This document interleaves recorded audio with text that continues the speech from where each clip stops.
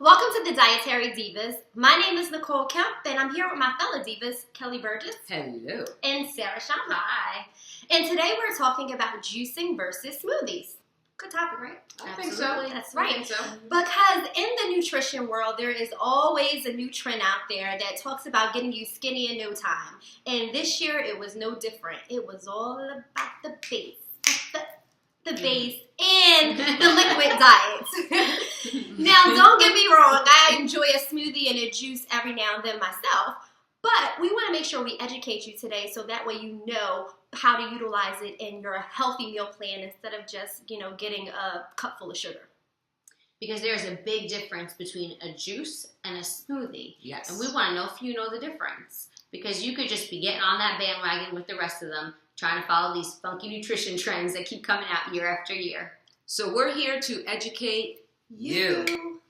And the difference between the two, let's start with a smoothie. So with a smoothie, what we're doing is we're getting our blender out and we're putting in our fruit, hopefully our vegetables, maybe some sort of protein in there, such as like some flaxseed or maybe some yogurt. And we're hitting the button. Got to put some liquid in there too, because otherwise the blender will start grinding and it may seize up on you. So almond milk. Maybe some almond milk would be Coconut great. water. Coconut water would be great.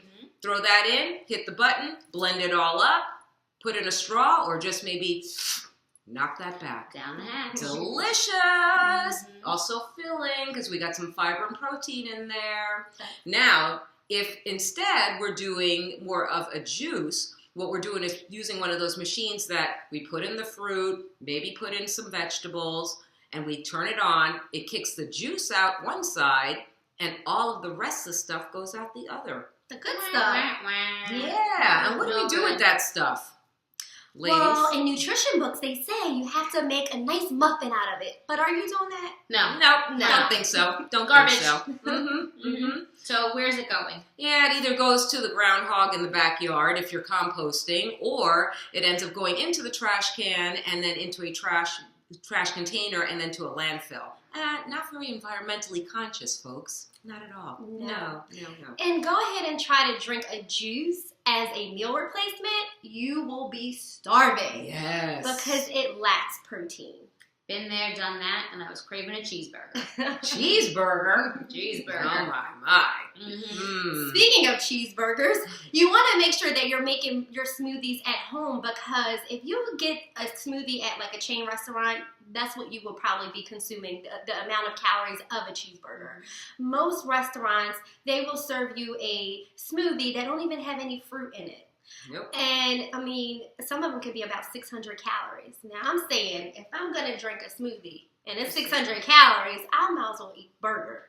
Yep. Wouldn't you agree? I would agree. Absolutely. I would agree. Give me Probably the get more, cheeseburger. might get more enjoyment out of that burger than that empty smoothie. Definitely. So if you're making it at home, we want you to focus on the vegetables. Throw in any kind of leafy green that you like, some collard greens, spinach, kale, very popular these days.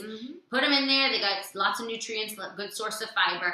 And then add some sort of fruit. So whether it be some pineapple or an apple or berries, throw those in a controlled portion, typically about 4 ounces, just to sweeten the drink and not so that you're loading on sugar coming from your fruit, okay?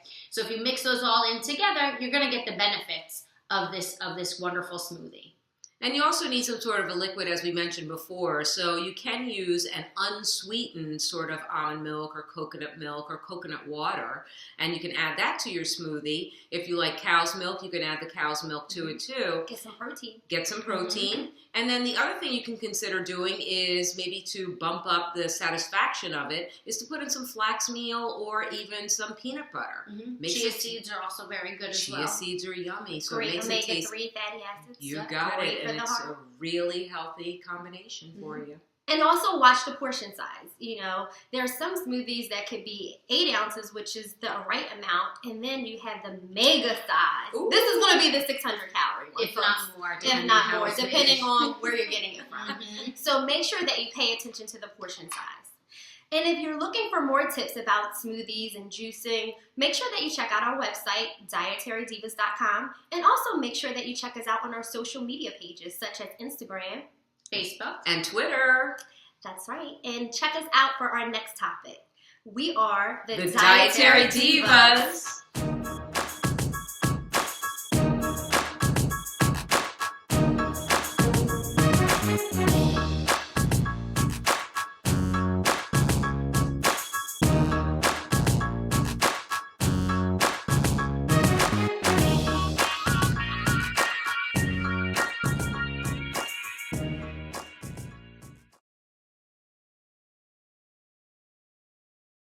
Okay, so I used to be that